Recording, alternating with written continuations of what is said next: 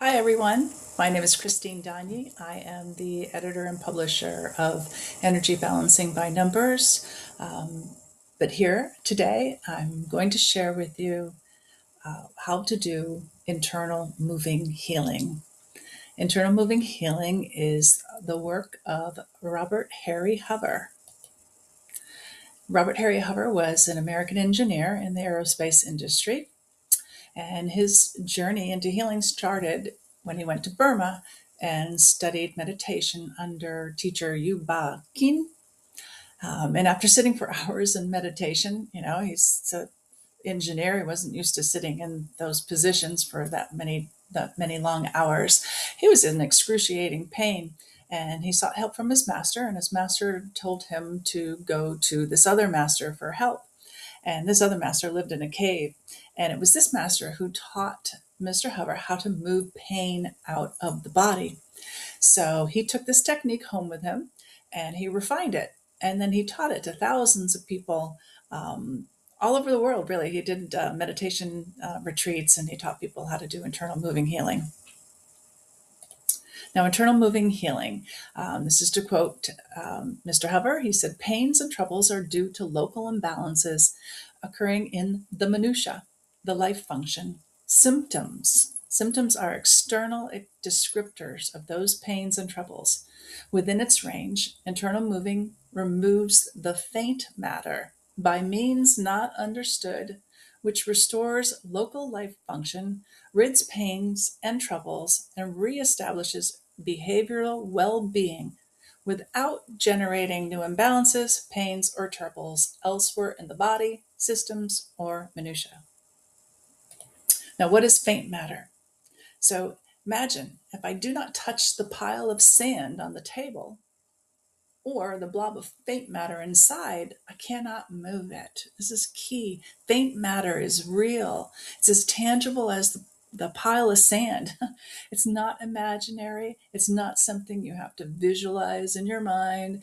It's stuck energy disrupting an area and causing symptoms, which can be emotional or physical. Now, with practice, faint matter can be seen through our inner seeing, felt by our inner touching, and sometimes our inner tasting or smelling. Moving faint matter. Again, touching is requisite for moving against resistance. If you do not touch the ball on the floor or the faint matter, you cannot move it. So, the other beautiful thing about internal moving healing is no diagnosis is needed. No cause, no history of trouble. I don't need to know the history. I don't need to label it. These are not relevant to faint matter and internal moving. And really, honestly, it's best for you to leave all other modalities behind when doing internal moving healing. It really is a standalone technique. Now, internal moving healing, we have input and output pathways. We have output pathways that become internally, that connect us with our external environment. And then we have input pathways, input and output pathways that connect us internally to the inside. So these input output pathways that connect us externally, these are what we know as seeing and hearing and smelling, tasting, touching, ingesting. Output is talking, like what I'm doing, moving, eliminating. Now, internally, what connects us internally is internal seeing, internal touching, and sometimes internal smelling and internal tasting. Now, the output, which is what we use to move the faint matter, is internal moving. So let's get right into how you do it. I mean, it's really quite a beautifully simple technique if you keep it simple. So first, number one is you locate the trouble. You close your eyes, you sit quietly, no moving, go there. Once you know where the trouble is, say for instance, my gallbladder is uh, acting up, and I can feel something in that area. You close your eyes, you sit quietly, you be there at the location. You be there at the region. So the key is you go inside and be there where that disturbance is, because what I'm feeling really is the faint matter. If my gallbladder was happy and healthy, I wouldn't feel it, right? I'm feeling the faint matter. So I want to locate the faint matter. And once you locate it, so I know gallbladder, and you want to describe the area.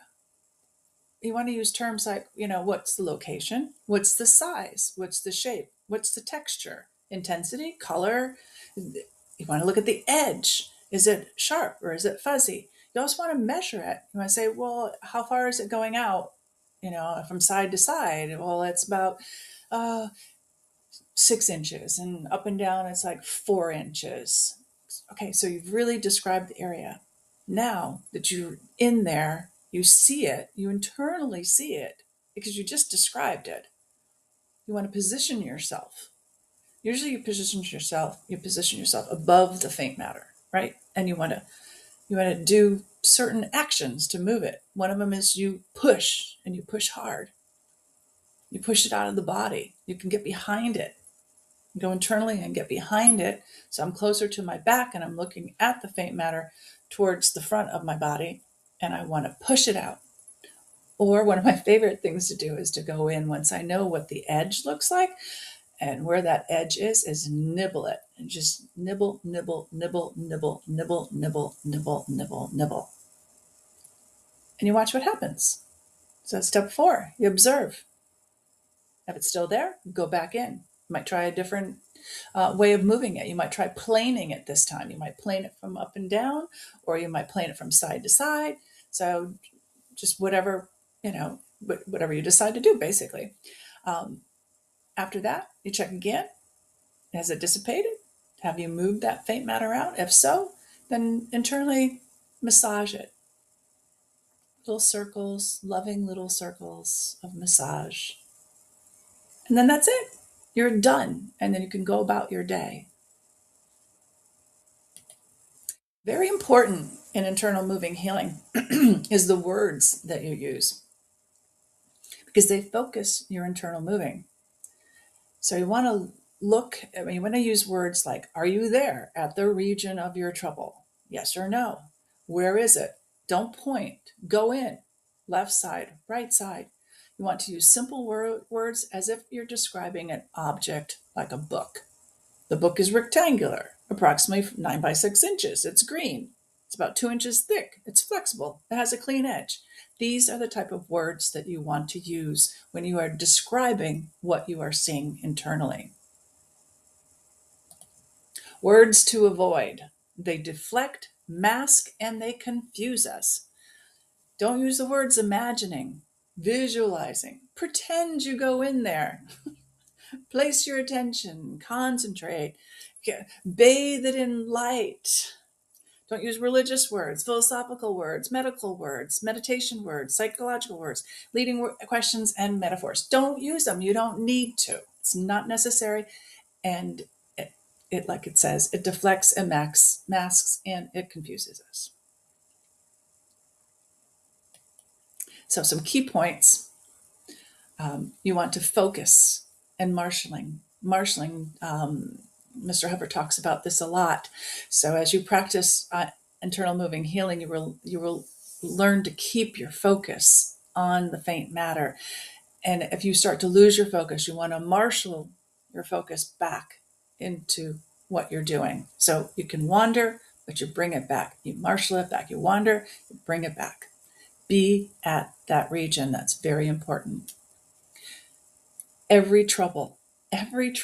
You can use internal moving healing on every kind of trouble. Pain, addictions, emotional, physical, psychological issues, PTSD, even cancers can be moved. You will never fear pain again if you know how to use internal moving healing. And the beautiful thing is everyone can do this. Everyone is born with the capacity to speed up their own healing by changing tenuous stuff at the spot or trouble in their body. Once you do internal moving healing, you are an instant expert and the ability is yours for life. And Mr. Hover likes to give the example of two children playing in a park, and they both fall and they both skin their knees. And this is an example of how we know how to use internal moving healing. So both these children have, scuffed up knee. One of them runs to his mom because she's got the Band-Aid, she's got the little spray she can spray on there. She's going to tell him, take a time out to sit here and just let the pain subside a little bit. The other one takes a different approach because the other one doesn't want to stop playing. So he stops for a moment, sees that, knows that it's causing some pain. Instead, he just wants to get rid of it. So he goes inside and just pushes it out. And boom, he's ready to go play. Neither of these children were wrong in the way that they did what they did. Both are correct.